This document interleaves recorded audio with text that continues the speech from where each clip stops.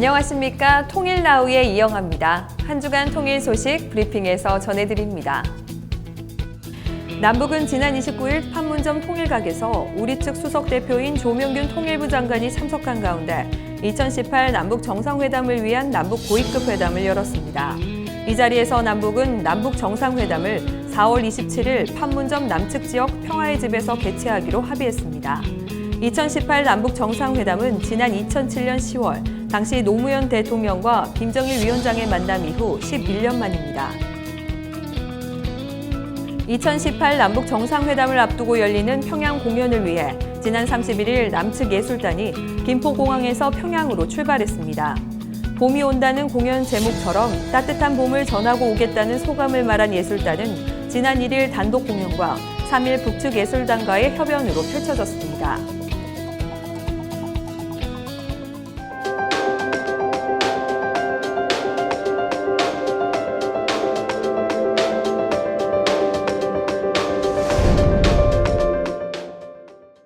우리 사회에 정착한 지 얼마 되지 않은 탈북민들에게 창업은 쉬운 일이 아닌데요. 오늘 통일 현장에서는 푸드트럭으로 창업의 꿈을 이룬 탈북민 사장님을 만나봤습니다. 나들이 나온 사람들의 발길을 사로잡는 맛있는 간식들이 가득한 푸드트럭. 이곳 푸드트럭들은 공통점이 하나 있습니다. 바로 푸드트럭을 운영하는 사장님들의 고향이 북한에 있다는 사실. 땅도 물도 사람도 낯선 탈북민들이 남쪽 땅에 정착해 푸드트럭의 사장님이 된 사연 들어보실까요?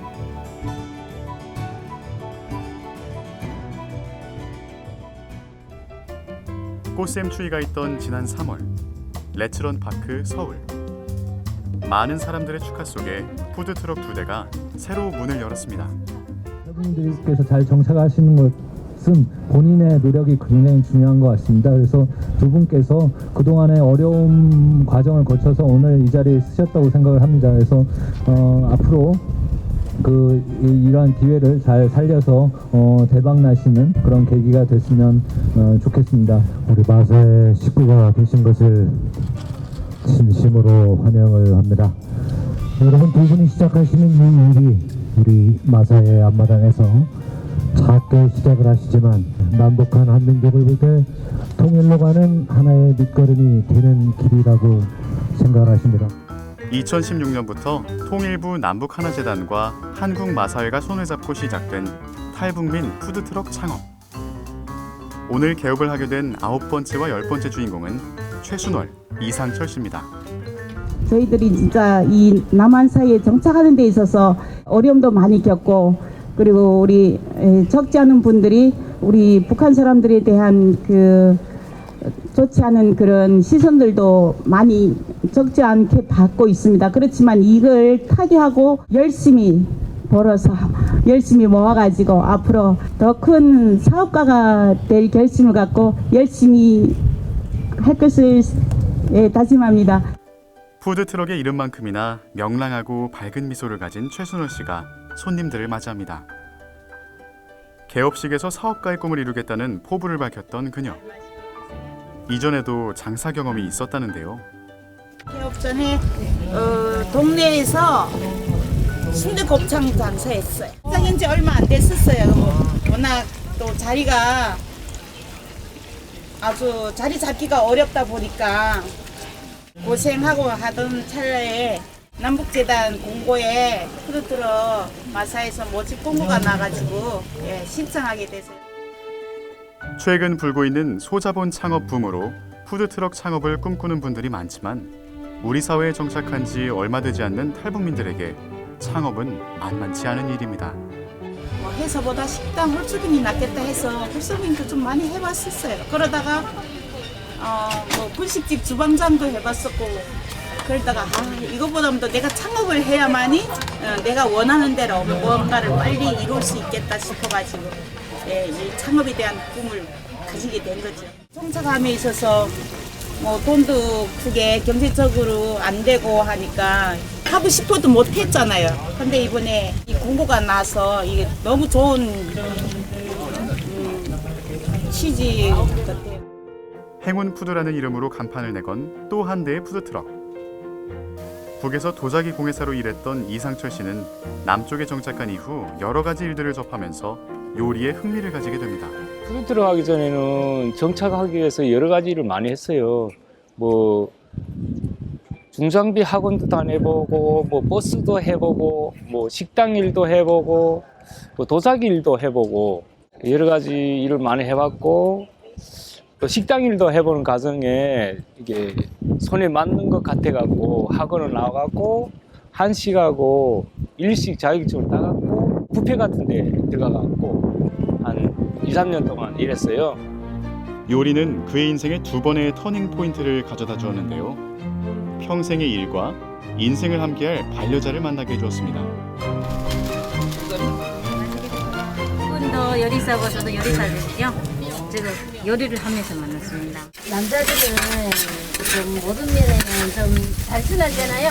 우리 여자들에는 무엇을 여자들이 잘 알잖아요. 그리고 이제 남한 음식을 많이 기억하고. 행운푸드의 주 메뉴는 토스트. 토스트라는 음식 자체가 생소했던 그에게 사람들의 입맛에 맞고 차별화된 맛을 내는 것은 큰 도전이었습니다. 예전에 하던 사람들이 그 토스트보다는 좀 차별화가 된 토스트?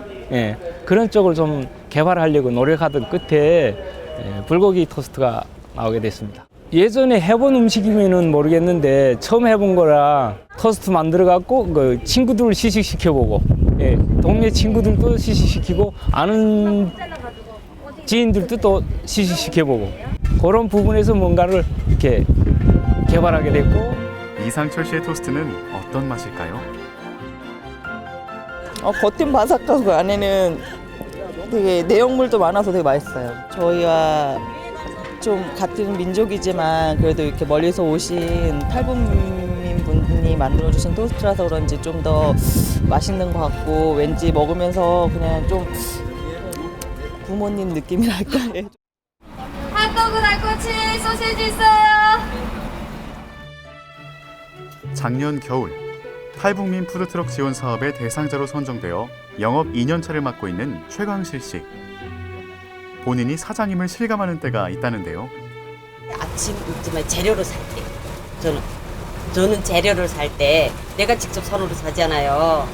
그리고 고객들한테 파니까 내가 해서 내가 팔고, 그리고 제일 기쁜 마음이 사실 솔직한 심정은 영업이 끝나고 저녁에 돈을 내가 셀 때 그게 제일 기쁠 것 같더라고요. 내가 해서 내가 판 음식을 내가 다 팔아서 그것이 다 내 것이잖아요. 그게 제일 감동적인 것 같아요. 오늘 영업을 시작한 초보 사장님들에게 선배로서의 조언도 아끼지 않습니다.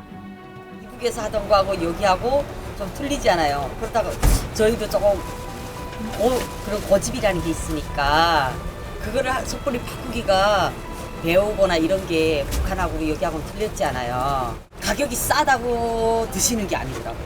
그런 부분에서 이게 창업이 내가 생각하고 뜻대로 되는 게 아니구나. 고객이 입맛하고 그거를 잘 간파를 해야지. 작은 푸드트럭에서 시작하지만 창업에 도전하는 다른 탈북민들에게 좋은 본보기가 되어가기를. 탈북민 푸드트럭 사장님들의 성공을 응원합니다.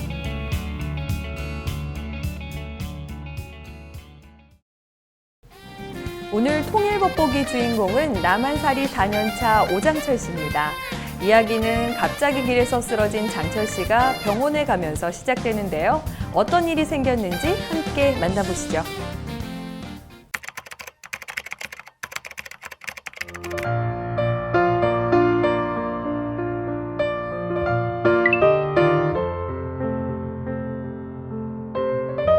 거리에서 쓰러진 한 남자가 응급실에 실려왔습니다. 아유, 또 오셨네. 근데 이 사람 이달 들어 벌써 5번째 아니니? 그러게 말이야. 위암 말기라 바로 입원해야 한다니까. 왜 이렇게 말을 안 듣는지. 다행히 깨어났나 싶은 그때. 일어나셨어요? 일어나셨어요? 현서야, 현서야. 아유, 또 이러시네. 아유, 장철 씨, 나 보여요? 여기 어딘지 알겠어요? 여기가 어디입니까? 어디긴요. 장철 씨가 집보다 더 자주 들어오는 병원이죠. 극심한 고통에도 기어이 일어나는 남자. 네, 가야 되겠습니다. 네, 여기 있을 시간이 없어. 아유, 링거 가지고 오고 있어요. 대통령만큼 바빠도 오늘은 절대 못 보냅니다. 아닙니다. 한사코 치료를 마다하는 데는 사연이 있어 보입니다. 3일 후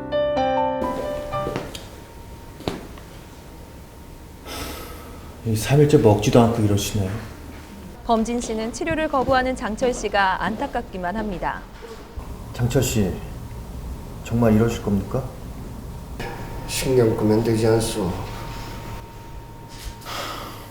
천신만고 끝에 북에서 남한으로 오셨다면서요.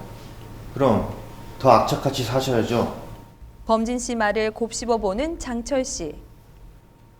그러니까 병원 나갈 생각하지 마시고 어서 보호자 불러서 치료 시작하자고요. 보호자란 말을 듣자마자 장철 씨가 갑자기 화를 내는데요. 난 보호자도 없고 병원비 낼 돈도 없어. 나 같은 사람 죽어버려야지. 몹시 병이나 걸리고. 아니, 아내도 있으시고. 나가시오. 네, 할 말 없어.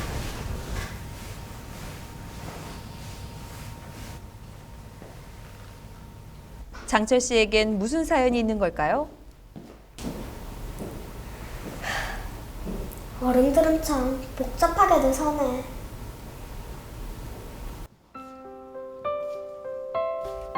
어진이는 3년째 입원 중인 소아암 환자입니다. 같은 병실을 쓰면서 두 사람은 조금 친해진 듯한데요. 그건 뭐인데 신주 딴지 모시 듯하니? 아, 이거 오미자 화분이에요. 오미자? 네, 사람들은 오미자 열매만 생각하지만 전 오미자 꽃이 좋거든요. 오미자 꽃의 꽃말은 다시 만나요 래요. 넌 어디가 아파서 병원에 있니? 에휴, 아저씨도 참. 아저씨, 암 환자죠?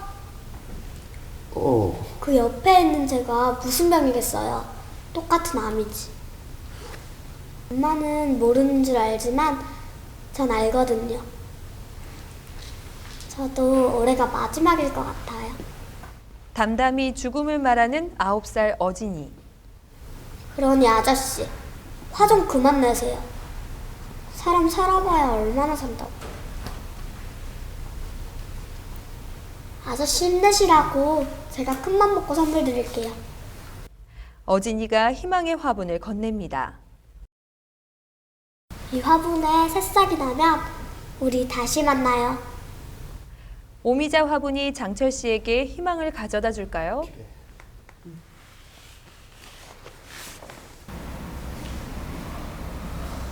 생각이 많아진 장철 씨가 자리를 떠난 사이 범진 씨가 달려옵니다. 어진아, 북한에서 온 아저씨랑 무슨 얘기했어? 선생님 잘 왔어요. 응? 사람 마음의 문을 열려면 좀 천천히 노력하셔야죠. 그게 뭐예요? 아, 왜? 북한에서 온 아저씨가 뭐라고 해? 북한에서 온 아저씨가 비밀이라고 했는데 몰래 말씀드릴게요. 원래 아저씨는 중국인 아내와 함께 남한에서 살고 있었대요. 그런데 어느 날 교통사고를 당한 거예요. 교통사고로 다리를 다치다 보니 직장을 그만둘 수밖에 없었나 봐요. 점점 생활이 어려워지자 아저씨의 아내는 당분간 중국에 가서 돈을 벌겠다고 했대요. 그렇게 아저씨는 혼자가 됐고 엎친 데 덮친 격으로 암 선고까지 받게 된 거죠.